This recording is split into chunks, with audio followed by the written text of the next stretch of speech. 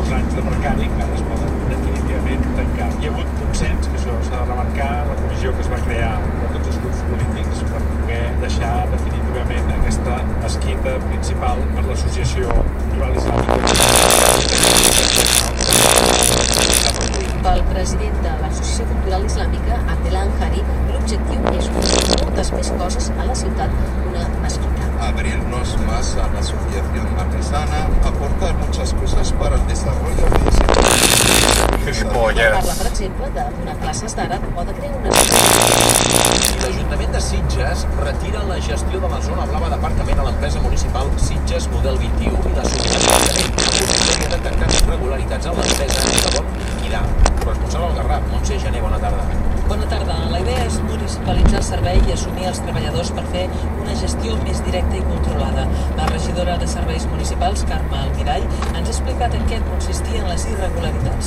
Hi havia dubtes sobre la contractació del personal, els processos de contractació eren tots equitatius per tota la ciutadania o ja destinats a persones en concret, i altres temes que o estan judicialitzats i no es desconec, o d'altres temes que es qüestionava la gestió. Ara la regidora creu que augmentaran els ingressos de la zona blava perquè hi haurà una persona que estudiarà com optimitzar els recursos i perquè els diners de la recaptació anirà directament a la caixa de l'Ajuntament. Almenys fins a l'octubre no hi haurà canvis en les tarifes. I els partits de l'oposició a l'Ajuntament de Badalona han començat avui mateix els moviments per mirar de presentar una moció de censura al sabater de l'alcaldia.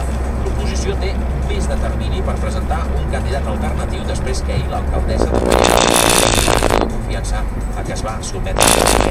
Veurem si són capaços, a la resta de partits, d'aconseguir una majoria alternativa. I ja han donat d'alta les 3 persones que han anat a l'Hospital de Vic amb problemes respiratoris i picor als ulls per la fruita química que hi ha hagut aquesta matinada a una empresa de transport on treballen Victransa. L'incident ha passat a 2:45 de la matinada mentre alguns treballadors carregaven i descarregaven un dipòsit que contenia una essència de sabó líquid que desprèn molta olor. Són les 3. Catalunya Migdia amb Òscar Fernández.